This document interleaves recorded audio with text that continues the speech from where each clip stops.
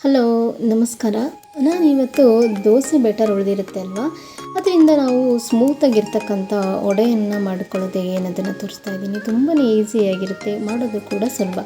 ಹೇಗೆ ಮಾಡೋದು ಅಂತ ನೋಡೋಣ. ನಾನಿಲ್ಲಿ 1 ಕಪ್ನಷ್ಟು ದೋಸೆ ಬ್ಯಾಟರ್ನ ತೊಗೊಂಡಿದ್ದೀನಿ. ನಾನಿಲ್ಲಿ ಮಾರ್ನಿಂಗ್ ಟೈಮ್ನಲ್ಲಿ ಬೇಗ ಮಾಡಿರ್ತಕ್ಕಂಥ ದೋಸೆ ಬ್ಯಾಟರ್ನ ತೊಗೊಂಡು ತೋರಿಸ್ತಾ ಇರ್ತಕ್ಕಂಥದ್ದು, ಮಿಕ್ಕಿರೋದಲ್ಲ ಅದು. ಹಾಗೆ ನಾನಿಲ್ಲಿ 1 ಈರುಳ್ಳಿ, 4 ಹಸಿಮೆಣಸಿಕಾಯಿ, ಕರಿಬೇವಿನ ಸೊಪ್ಪು, ಕೊತ್ತಂಬರಿ ಸೊಪ್ಪು, 1 ಟೇಬಲ್ ಸ್ಪೂನಷ್ಟು ಕಾಯಿ ಚಿಕ್ಕದಾಗಿ ಕಟ್ ಮಾಡ್ಕೊಂಡಿರ್ತಕ್ಕಂಥದ್ದು. ಇದಿಷ್ಟು ಪದಾರ್ಥಗಳನ್ನು ನಾವು ತೊಗೊಂಡಿರ್ತಕ್ಕಂಥ ದೋಸೆ ಬ್ಯಾಟರ್ಗೆ ಸೇರಿಸ್ಕೋಬೇಕಾಗತ್ತೆ. ಇದಿಷ್ಟನ್ನು ಕೂಡ ಹಾಗೆ ರುಚಿಗೆ ತಕ್ಕಷ್ಟು ಉಪ್ಪನ್ನು ಕೂಡ ಸೇರಿಸ್ಕೊತಾ ಇದ್ದೀನಿ. ಉಪ್ಪನ್ನು ನೋಡ್ಕೊಂಡು ಸೇರಿಸ್ಕೊಳ್ಳಿ. ಆಲ್ರೆಡಿ ಹಿಟ್ಟಿಗೂ ಕೂಡ ಉಪ್ಪನ್ನು ಸೇರಿಸಿರ್ತೀವಲ್ವ, ಹಾಗಾಗಿ ಇದನ್ನು ಒಂದು ಸಲ ಚೆನ್ನಾಗಿ ಮಿಕ್ಸ್ ಮಾಡ್ಕೋಬೇಕಾಗತ್ತೆ ಈ ರೀತಿಯಾಗಿ.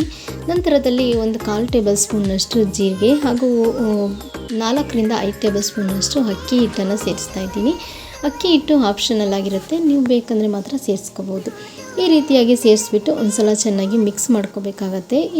ನಾನು ಒಂದು ತವಾಗೆ ಅರ್ಧ ಕಪ್ನಷ್ಟು ನೀರನ್ನು ಸೇರಿಸ್ಕೊಂಡಿದ್ದೀನಿ. ನೀರೆಲ್ಲ ಚೆನ್ನಾಗಿ ಬಿಸಿ ಹಾಕ್ತಾ ಇರಬೇಕಾದ್ರೇ ರೆಡಿ ಮಾಡಿಟ್ಕೊಂಡಿರ್ತಕ್ಕಂಥ ಬ್ಯಾಟರ್ನ ಸೇರಿಸಿ ಒಂದು ಸಲ ಚೆನ್ನಾಗಿ ಮಿಕ್ಸ್ ಮಾಡ್ಕೋಬೇಕಾಗತ್ತೆ. ಈ ರೀತಿಯಾಗಿ ಮಿಕ್ಸ್ ಮಾಡ್ಕೋಬೇಕು. ಅದು ತಾನಾಗಿಯೇ ಗಟ್ಟಿಯಾಗತ್ತೆ ಬೇಗ ಕೂಡ. ಈ ರೀತಿಯಾಗಿ ಮಿಕ್ಸ್ ಮಾಡಿಕೊಂಡು ಆರಿದ ನಂತರದಲ್ಲಿ ನಾವು ಉಳ್ಳನ್ನಾಗಿ ಮಾಡ್ಕೋಬೇಕಾಗತ್ತೆ.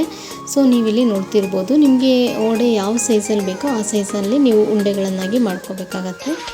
ಈ ರೀತಿಯಾಗಿ ಮಧ್ಯ ಹೋಲ್ ಮಾಡಿಕೊಂಡ್ರೆ ಸೇಮ್ ಉದ್ದಿನ ವಡೆ ಯಾವ ರೀತಿಯಾಗಿ ಆಗಿರುತ್ತಲ್ವ ಆ ರೀತಿಯಾಗಿಯೇ ನಾವು ಇದನ್ನು ಮಾಡ್ಕೊಬೋದು. ಹಾಗೆ ಸ್ವಲ್ಪ ಕ್ರ್ಯಾಕ್ಸ್ಗಳು ಬಂದರೆ ಅದನ್ನು ನೀರಲ್ಲಿ ಕೈನಲ್ಲಿ ಸ್ವಲ್ಪ ನೀರನ್ನು ಅದ್ದಿಬಿಟ್ಟು ಈ ರೀತಿ ಅದನ್ನು ಸರಿ ಪಡಿಸ್ಕೋಬೋದು. ಸೊ ನೀವಿಲ್ಲಿ ನೋಡ್ತಿರ್ಬೋದು.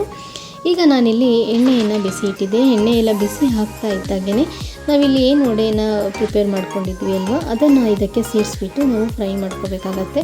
ಆದಷ್ಟು ಸ್ಟವ್ನ ಮೀಡಿಯಮ್ ಫ್ಲೇಮಲ್ಲಿ ಇಟ್ಬಿಟ್ಟು ನಾವು ಬೇಯಿಸ್ಕೋಬೇಕಾಗತ್ತೆ. ಹೈ ಫ್ಲೇಮಲ್ಲಿ ಇಟ್ಟರೆ ಸೀದೋಗುತ್ತೆ. ಹಾಗಾಗಿ ಈ ರೀತಿಯಾಗಿ ನಾವು ಹಸಿ ಇದ್ದಾಗೇ ನಾವು ಇದನ್ನು ಸ್ವಲ್ಪ ಉಲ್ಟನ ಮಗುಚಾಕೋಬೇಕಾಗತ್ತೆ. ಈ ರೀತಿಯಾಗಿ ಇದು ಆದಷ್ಟು ಎಣ್ಣೆಯನ್ನು ಕಚ್ಕೊಳ್ಳುತ್ತೆ. ಹಾಗಾಗಿ ಸೊ ನೋಡಿದ್ರಿ ಅಲ್ವಾ, ಕಂಪ್ಲೀಟ್ ಆದಂತಹ ವಡೆ ಎಲ್ಲ ದೋಸೆ ಬ್ಯಾಟರಿಂದ ಹೇಗೆ ಅನ್ನೋದನ್ನು ಪ್ರಿಪೇರ್ ಮಾಡೋದನ್ನು ತೋರಿಸಿದ್ದೀನಿ. ಒಂದು ಸಲ ನೀವು ಕೂಡ ಈ ವಿಧಾನದಲ್ಲಿ ಟ್ರೈ ಮಾಡಿ ನೋಡಿ, ಕಮೆಂಟ್ ಮೂಲಕ ತಿಳಿಸಿ ಹೇಗೆ ಬಂತು ಅಂತ. Thank you.